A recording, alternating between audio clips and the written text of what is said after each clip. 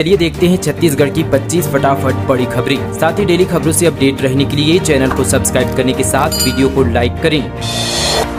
CM Sai करेंगे Navkar jewellers का उद्घाटन। अब राजधानी में भी मिलेगा मुंबई और राजस्थान की आकर्षक ज्वेलरी। प्रदेश वासियों के लिए खास खुशखबरी है। रायपुर के मालवीय रोड कोतवाली चौक स्थित नवकार ज्वेलर्स का भव्य 2 दिवसीय शुभारंभ आज और कल होने जा रहा है, जिसकी शुरुआत आज सीएम विष्णु देसाई द्वारा उद्घाटन करने के साथ होगी। यहां नया शोरूम में ग्राहकों को मुंबई और राजस्थान के आकर्षक और ट्रेंडिंग डिजाइनों में सोने चांदी और डायमंड की ज्वेलरी के साथ डायमंड पोल्फी एंटीक बैंगल्स और साथ ही gem stones, 18 carat Italian jewellery और मेंस कलेक्शन की एक्सक्लूसिव रेंज का बेहतरीन कलेक्शन उपलब्ध कराया जाएगा। छत्तीसगढ़ की स्कूलों का बुरा हाल, किताबों के बिना हो रही पढ़ाई, अधिकारियों ने साधी चुप्पी। छत्तीसगढ़ में नया शैक्षणिक सत्र 16 जून से शुरू हो चुका है, लेकिन अब तक पहली से 8वीं तक के विद्यार्थियों को मुफ्त पाठ्य पुस्तकें नहीं मिल पाई है, जिससे वे खाली बस्ता लेकर स्कूल जाने को मजबूर है। स्कूल खुले लगभग 10 दिन बीत चुके हैं, लेकिन छत्तीसगढ़ पाठ्य पुस्तक निगम बच्चों के भविष्य की चिंता नहीं है। इसकी वजह से बच्चों की पढ़ाई लगातार प्रभावित हो रही है। इस संबंध पर पाठ्य पुस्तक निगम के अधिकारियों ने चुप्पी साध रखी है। छत्तीसगढ़ प्राइवेट स्कूल एसोसिएशन ने मुख्यमंत्री विष्णु देसाई को पत्र लिखकर जल्द किताबें उपलब्ध कराने की मांग की है। साथ ही किताबें नहीं होने से पढ़ाई में हो रहे नुकसान से अवगत कराया है। एसोसिएशन के अध्यक्ष राजीव गुप्ता ने कहा कि प्रदेश में अशासकीय स्कूलों को हर साल पाठ्य पुस्तक निगम फ्री पुस्तकें उपलब्ध कराता है। पाखंडी बाबा का विदेशी लड़कियों के साथ वीडियो आया सामने। फॉरेनर युवतियों को गाड़ियों से घुमाया, 6 करोड़ में पहाड़ी पर जमीन खरीदी, बनवाया आलीशान फार्म हाउस। छत्तीसगढ़ की धर्मनगरी डोंगरगढ़ की पहाड़ियों में गोवा जैसा आश्रम चलाने वाले कथित बाबा का विदेशी कनेक्शन भी सामने आया है। बाबा अपने आश्रम में विदेश से कई यहाँ पर सामान मंगवाए हैं। आश्रम में पैकेट भी मिले हैं। इसके अलावा विदेशी लड़कियों के साथ वीडियो भी वायरल हो रहे हैं। पुलिस के मुताबिक पाखंडी बाबा तरुण अग्रवाल उर्फ सोनू 20 साल पहले डोंगरगढ़ में पीसीओ चलाता था। इसके बाद गोवा चला गया। 2 साल पहले गोवा से डोंगरगढ़ लौटा, फिर यहाँ पर प्रज्ञागिरी पहाड़ी में 6 करोड़ में जमीन यहाँ पर खरीद कर फार्म हाउस बनाया। हालांकि अभी उसका यहाँ पर निर्माण चल रहा है। गुटखा बनाने वाली फैक्ट्री में जीएसटी का छापा, कार्रवाई में करोड़ों की टैक्स वसूली। छत्तीसगढ़ में लगातार स्टेट जीएसटी की कार्रवाई जारी है। देर रात स्टेट जीएसटी की टीम ने सितार गुटखा बनाने वाली फैक्ट्री में दबिश दी। इस फैक्ट्री में बड़ी मात्रा में सितार गुटखा बनाने के सामान मिले। जानकारी के मुताबिक यह फैक्ट्री राजनांदगांव और दुर्ग के बीच जलबांधा रोड के पास जोरा तराई और अंजोरा के पास गनियारी में है।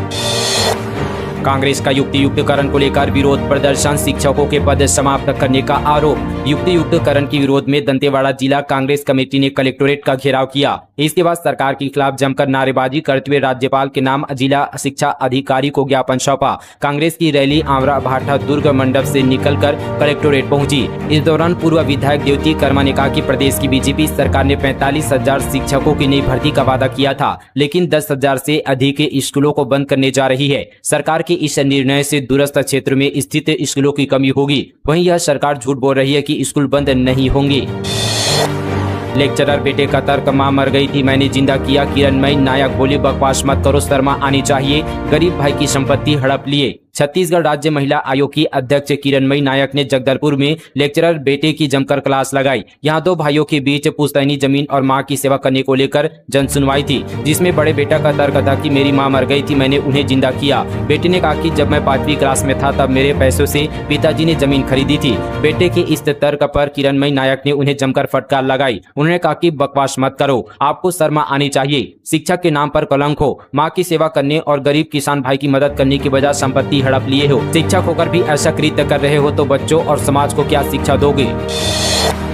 नहीं रहे हास्य कवि पद्मश्री डॉक्टर सुरेंद्र दुबे, साहित्य जगत में शोक की लहर। देवेंद्र नगर मुक्ति धाम में आज अंतिम संस्कार। छत्तीसगढ़ी के हास्य कवि पद्मश्री डॉक्टर सुरेंद्र दुबे का गुरुवार को निधन हो गया है। इलाज के दौरान उन्होंने एसीआई में अंतिम सांस ली। उनकी तबीयत अचानक खराब होने पर उन्हें अस्पताल में भर्ती कराया गया था, जहाँ इलाज के दौरान हार्ट अटैक आने की वजह से उनका निधन हो गया। उनके निधन पर एडवांस कार्डियक यहाँ पर इंस्टीट्यूट के बाहर जमावड़ा यहाँ पर लगा हुआ था। सुरेंद्र दुबे के चाहने वाले लोग वहाँ पहुँच गए। वित्त मंत्री ओपी चौधरी भी अस्पताल पहुंचे।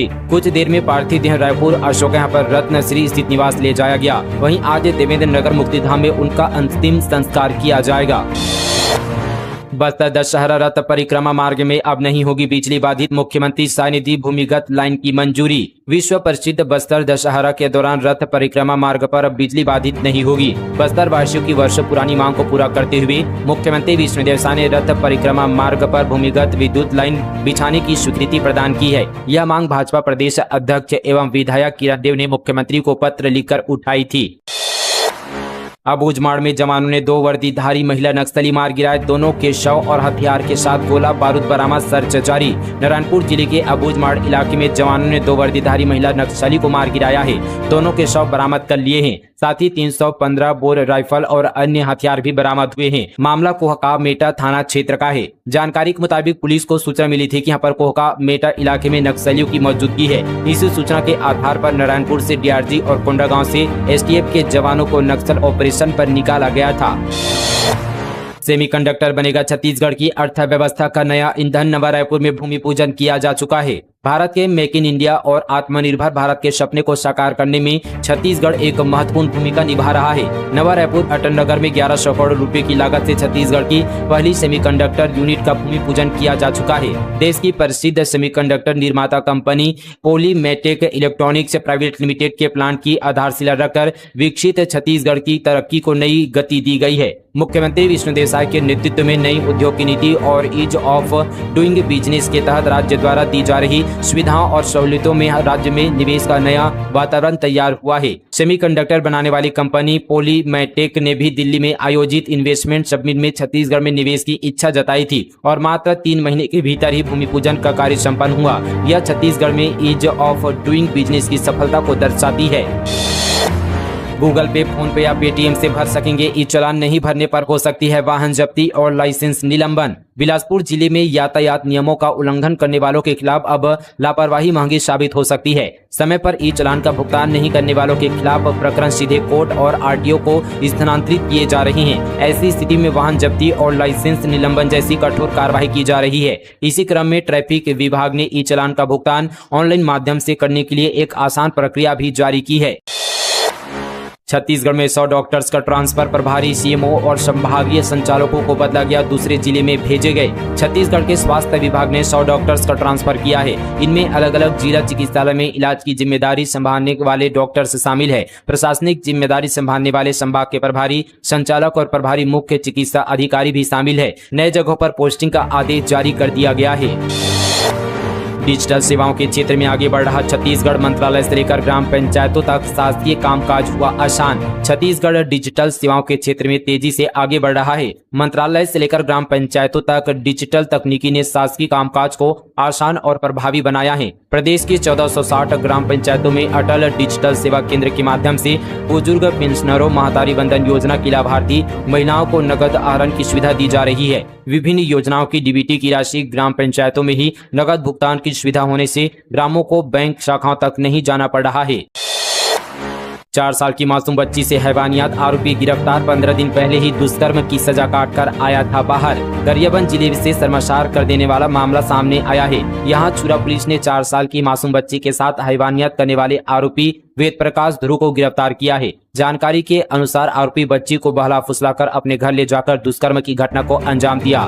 बच्ची की यहाँ पर रोने की आवाज सुनकर परिजनों ने आरोपी के घर का दरवाजा खोला, जहां मासूम दर्द से तड़प रही थी। गंभीर हालत में बच्ची को रायपुर रेफर किया गया है। वहीं आरोपी को पुलिस ने गिरफ्तार कर लिया है। चौंकाने वाली बात यह है कि आरोपी पहले भी नाबालिग से दुष्कर्म के मामले में जेल जा चुका है। जेल से छूटने के 15 दिन बाद घटना को अंजाम दिया है। इस घटना के बाद ग्रामीणों में आक्रोश का माहौल है। सभी आरोपी फांसी देने की मांग कर रहे हैं।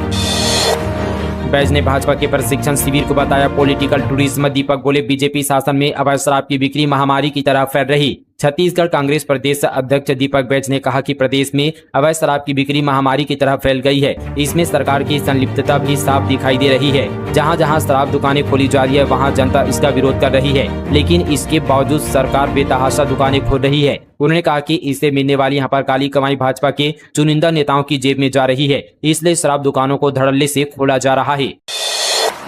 मेकाहारा अस्पताल की सुरक्षा व्यवस्था की खुली पोल, हफ्ते भर में हुई दूसरी चोरी, गार्ड ने पार किया मरीज का पर्स, दूसरी वारदात सीसीटीवी कैमरे में कैद। प्रदेश के सबसे बड़े सरकारी अस्पताल डॉक्टर भीमराव अंबेडकर हॉस्पिटल में एक बार फिर से महिला मरीज का पर्स और मोबाइल चोरी का मामला सामने आया है। सीसीटीवी फुटेज में सिक्योरिटी गार्ड चोरी करते हुए दिख रहा है। यह घटना 25 जून की रात 12 बजे की बताई जा रही है। बता दें कि हफ्ते भर में यह चोरी की दूसरी घटना है। मेकाहारा में लगातार चोरी से अस्पताल की सुरक्षा व्यवस्था पर सवाल उठने लगे हैं। पेड़ों की कटाई का विरोध, पूर्व मंत्री विधायक समेत बड़ी संख्या में ग्रामीण किए गए गिरफ्तार। छत्तीसगढ़ के रायगढ़ जिले से पेड़ों की कटाई की घटना सुर्खियों में आई है, जहां पेड़ों की कटाई को लेकर विरोध प्रदर्शन भी किया गया। विरोध में शामिल लगभग 50 से ज्यादा यहां पर ग्रामीणों को गिरफ्तार किया गया। जानकारी के अनुसार यह पूरा मामला तमनार ब्लॉक के मुड़ा गांव का है, जहां एक कंपनी कोल ब्लॉक के लिए उत्खनन कर रही है। विरोध में शामिल होने वाले पूर्व मंत्री सत्यानंद राठिया और लुंगा विधायक विद्यावती सिदार को भी गिरफ्तार किया गया है। गौरतलब है कि इस पूरे मामले में उत्खनन के लिए कंपनी 1500 से अधिक के पेड़ काट रही है, जिसका 50 से अधिक ग्रामीणों ने विरोध करना शुरू किया। घटना स्थल पर पुलिस बल और साथ ही फॉरेस्ट और जिला प्रशासन भी तैनात रहे। शिक्षक ने भाई के साथ मिलकर 1 करोड़ 42 लाख ठगे। बलौदाबाजार में शेयर बाजार में निवेश का झांसा, कहा 2 साल में डबल मुनाफा होगा। बलौदाबाजार जिले में सरकारी शिक्षक और उसके भाई ने मिलकर शेयर मार्केट में निवेश के नाम पर करोड़ों रुपए की ठगी की। पुलिस ने दोनों को गिरफ्तार कर लिया है। दोनों आरोपी 2 साल में पैसा दुगना करके लौटाने का झांसा देते थे। मामले का खुलासा तब हुआ जब थाना कजोल में आरोपियों के खिलाफ 2 लोगों ने शिकायत दर्ज कराई थी।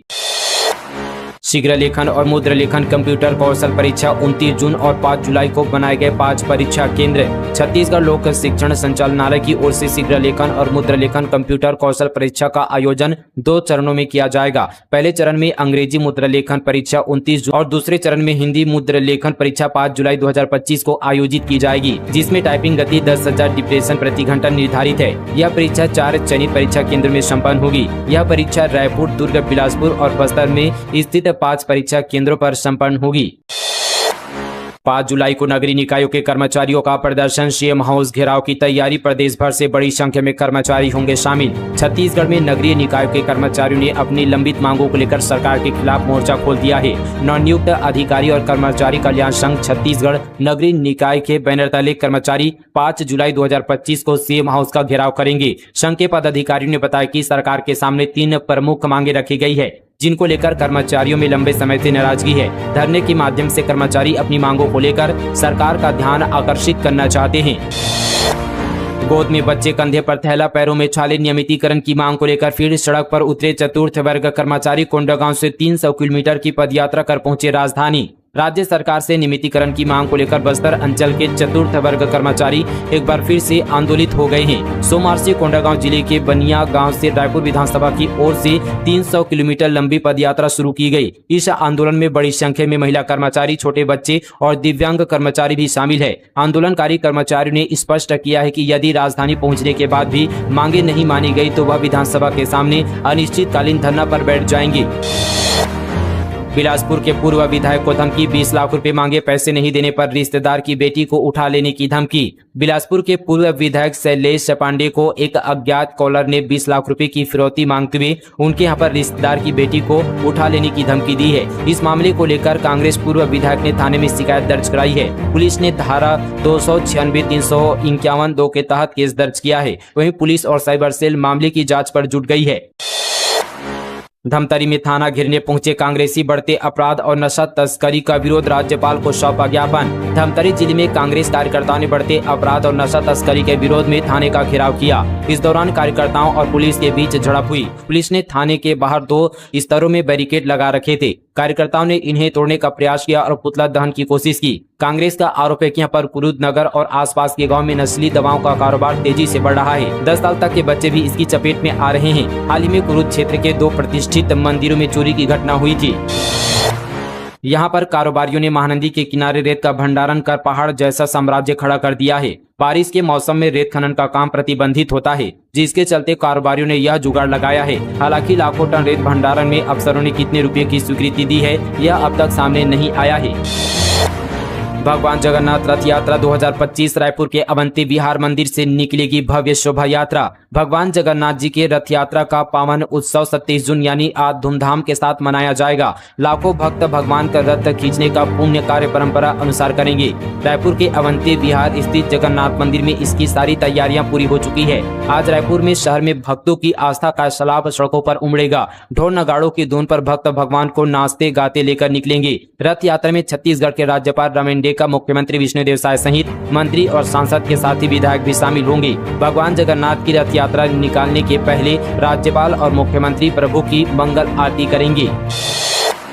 कोंडागांव के हस्तशिल्प को मिलेगी नई पहचान। छत्तीसगढ़ हस्तशिल्प बोर्ड अध्यक्ष ने किया दौरा, शिल्पकारों को डिजिटल मार्केटिंग का सुझाव। कोंडागांव जिले में छत्तीसगढ़ हस्तशिल्प विकास बोर्ड की अध्यक्ष शालिनी राजपूत ने बेल मेटल शिल्पकारों से संवाद कर स्थानीय कला को वैश्विक मंच पर ले जाने की दिशा में नई संभावनाएं जताई। वहीं दूसरी ओर पुलिस प्रशासन ने 12 से 26 जून तक नशा मुक्ति और यातायात जागरूकता अभियान चलाकर सुरक्षित संयमित समाज की ओर मजबूत कदम बढ़ाया। छत्तीसगढ़ हस्तशिल्प विकास बोर्ड की अध्यक्ष शालिनी राजपूत ने कोंडागांव का दौरा किया। उन्होंने शबरी एम्पोरियम का निरीक्षण किया। इस दौरान बेलमेटल शिल्पकारों से सीधा संवाद किया। राजपूत ने शिल्पकारों की समस्याएं सुनी। उन्होंने कहा कि छत्तीसगढ़ की शिल्पकला राज्य की पहचान है। वैश्विक बाजार में इसकी अच्छी संभावनाएं हैं। बाजार की मांग के अनुसार शिल्प में नवाचार जरूरी है। अध्यक्ष ने शिल्पकारों को ई कॉमर्स और सोशल मीडिया का उपयोग करने की सलाह दी। बोर्ड शिल्पकारों को बेहतर बाजार और उचित मूल्य दिलाने के लिए प्रयासरत है। उन्होंने कार्यालय अधिकारियों के साथ कार्यप्रणाली की समीक्षा भी की।